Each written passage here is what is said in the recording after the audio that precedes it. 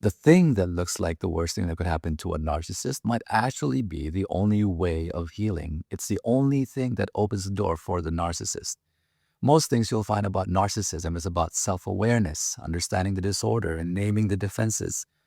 But the defense itself is incredibly resistant to therapy and healing. Vaknin, the author of Malignant Self-Love, Narcissism Revisited, proposes that the narcissistic defense has to be shattered, and it's called narcissistic mortification.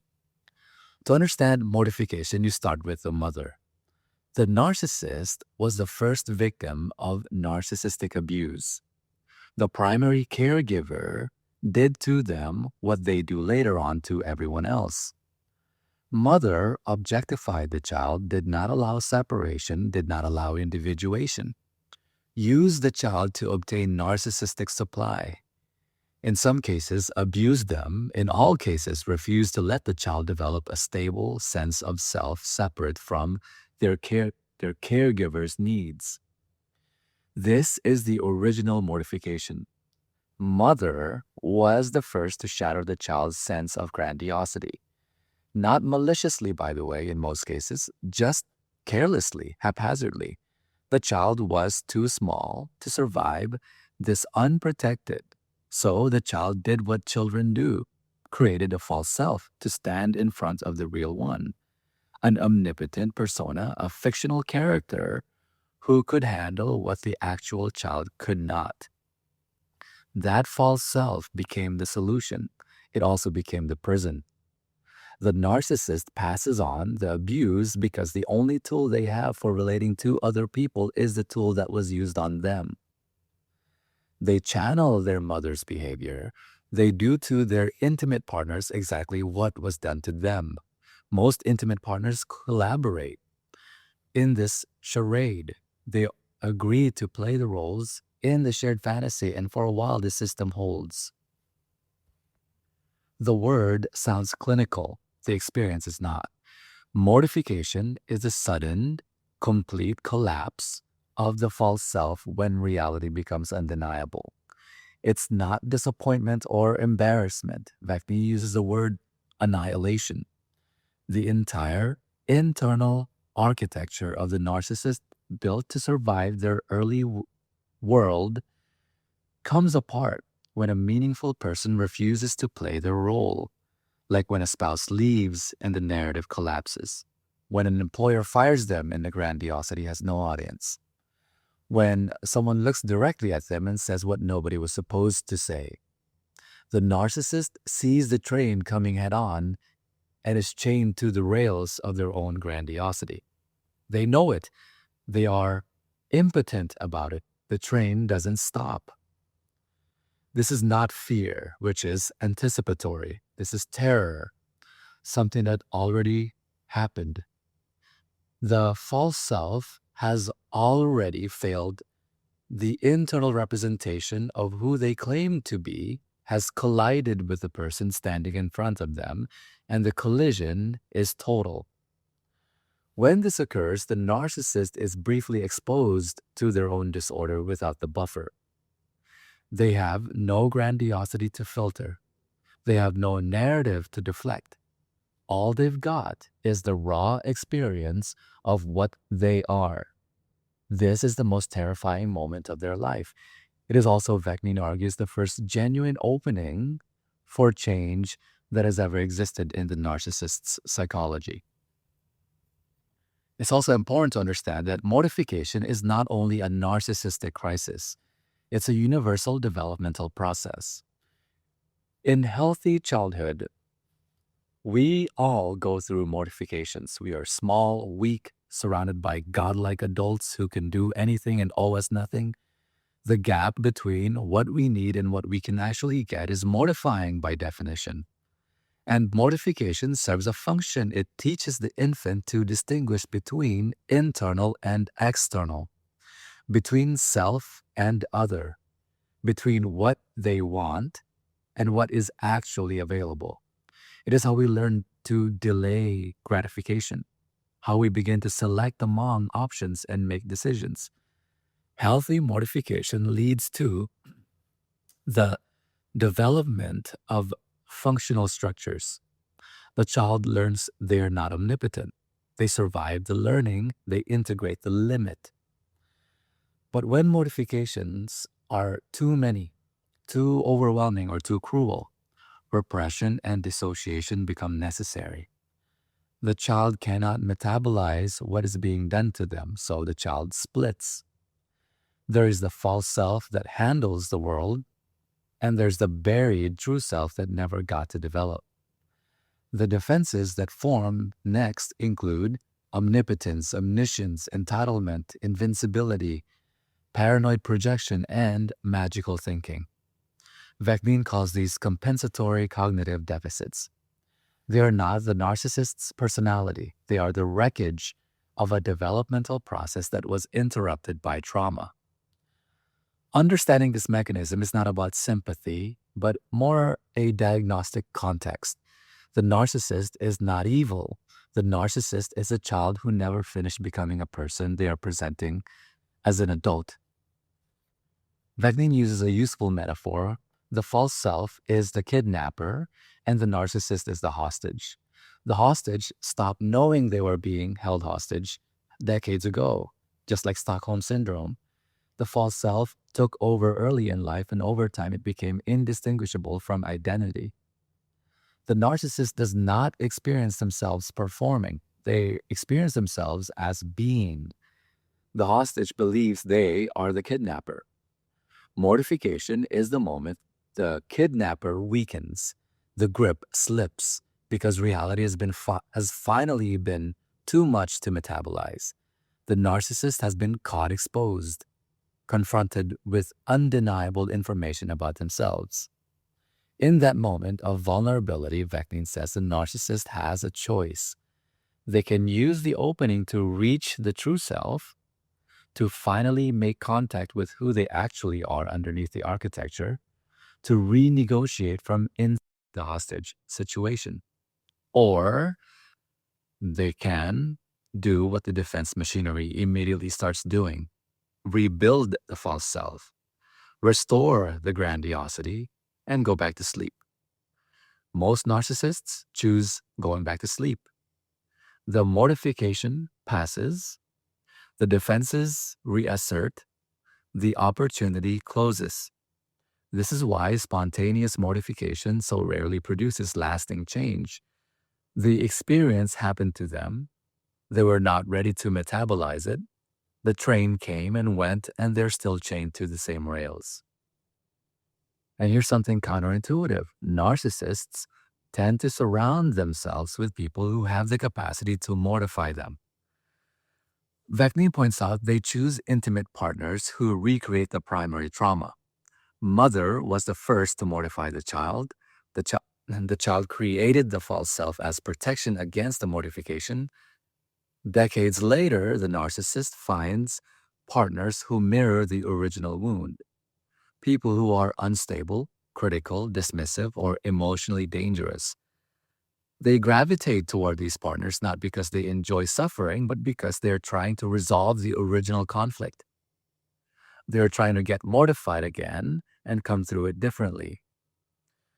The fantasy is, if I survive this person's rejection the way I could not survive my mother's abandonment, I will finally be free. This is called by Freud repetition compulsion. It almost never works outside of a therapeutic context. The pattern is so consistent, however, that Bakhtin treats it as diagnostic. When you see a narcissist repeatedly choosing partners who would wound them, you are watching repetition compulsion in live action.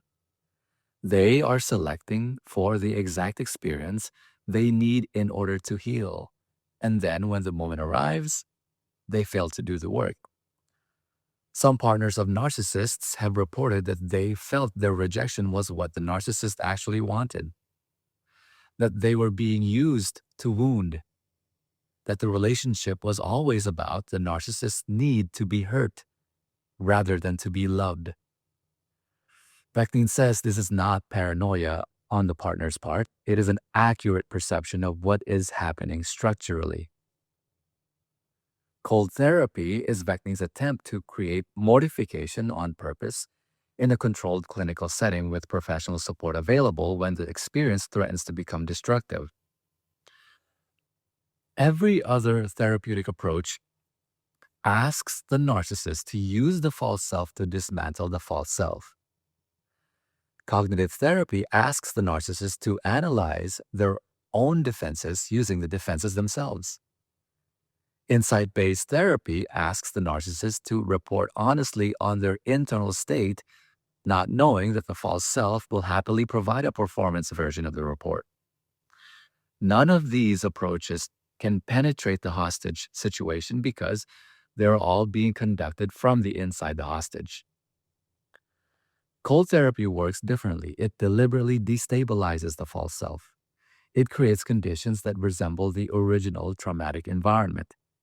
It asks the patient to go through the experience again, but this time with a therapist present who is not hostile, who can hold the container while the internal architecture comes apart. Vecnin is clear that this is risky. This is not therapy for most narcissists. The decompensation involved can lead to severe psychological breakdown, suicidal ideation, and reckless acting out. Cold therapy requires clinical supervision.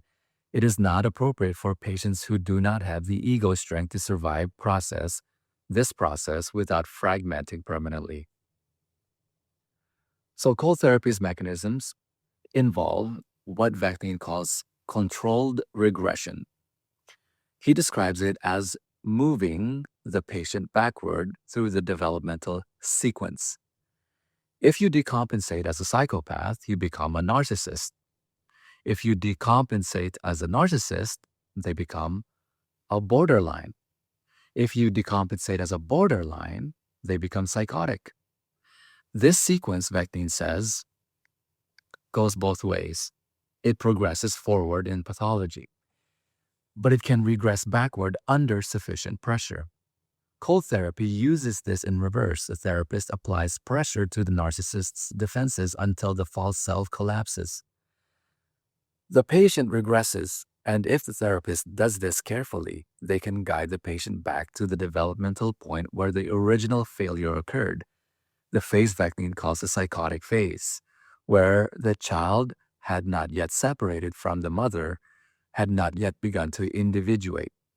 In that regression, the therapist provides what the original environment could not: a safe base, a containing presence, a caregiver who does not need the patient to be anything other than what they are.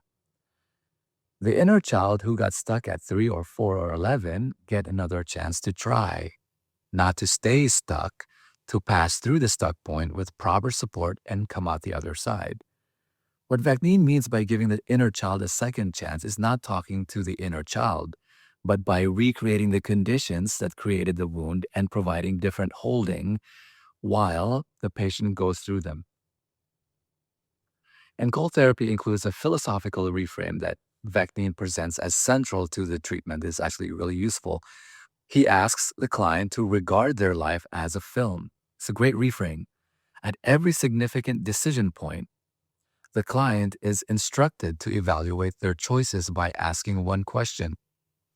And I want you to ask this question to yourself now. Would I pay to watch this movie?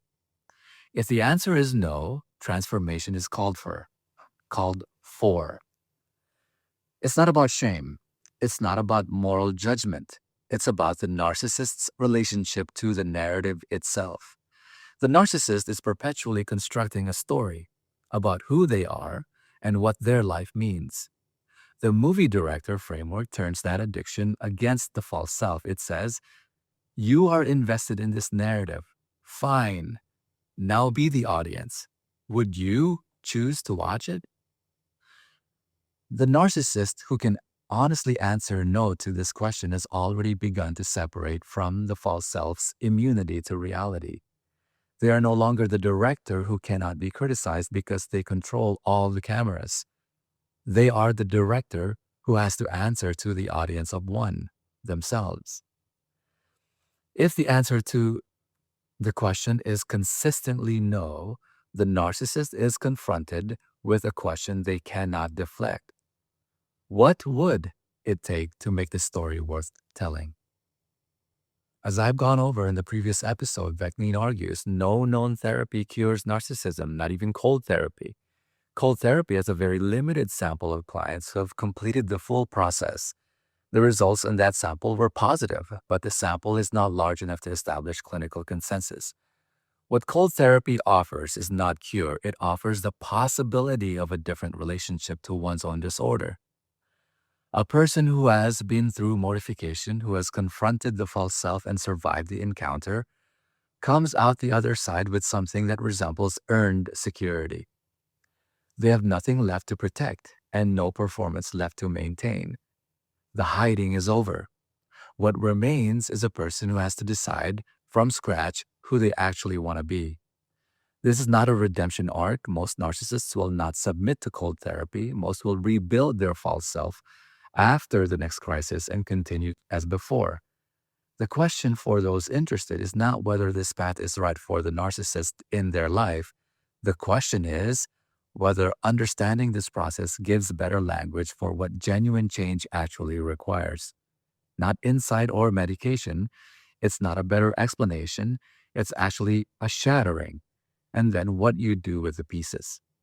And for the narcissist who is watching, understanding mortification does not mean seeking it out. Vecnine does not recommend self-inflicted humiliation as a strategy. The risk of decompensation without holding is not transformational. It's a wreckage. So I'll point out something important worth noting. The book OLNE does not offer a technique for controlled shattering, but what it does offer is something that the narcissist needs when the shattering comes and does not kill them.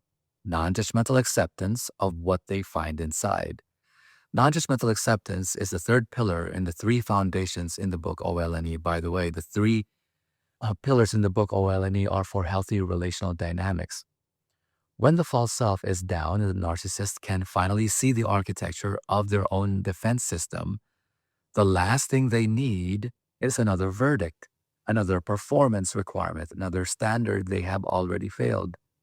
The book OLNE is about not performing. Non-judgmental acceptance says you can look at this without being executed for it. You can see what you are, and that doesn't mean you are sentenced to death. You are a person who developed a solution to a problem that existed when you were very small. The solution is now the problem. That's not a moral failing on your part. That is just developmental history. The outcome is another one of the ideas in the book OLNE, which is called co-independence. Co-independence is what becomes structurally possible on the other side.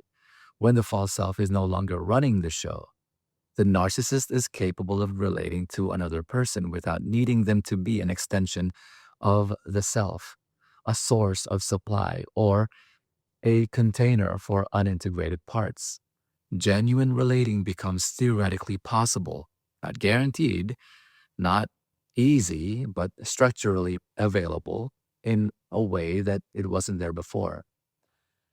This is not about a healed narcissist, not a cured person, a person who has passed through the crisis and come out the other side with a different relationship to their own humanity and to the people around them.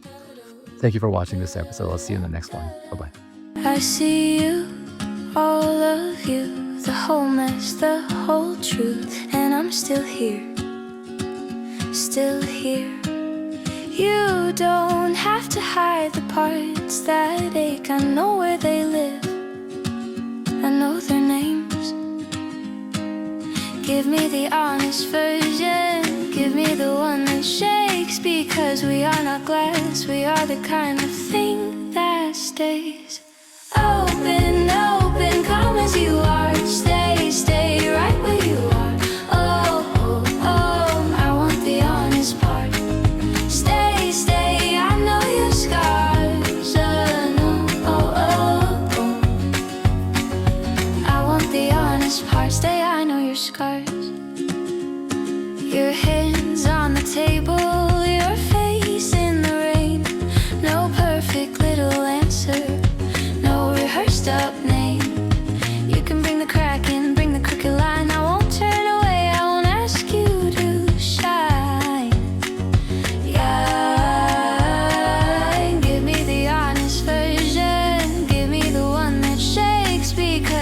are not glass, we are the kind of thing that stays. Open, open, come as you are. Stay, stay right where you are. Oh, oh, oh, I want the honest part. Stay, stay, I know your scars. Oh, oh, oh, oh, I want the honest scars. If your voice goes small, I'll still lean in. If your whole world folds, I'll hold the bend. No need to be okay, no need to perform. Just bring that tender storm and let it warm. Open, open, come as you are. Stay, stay right where you are.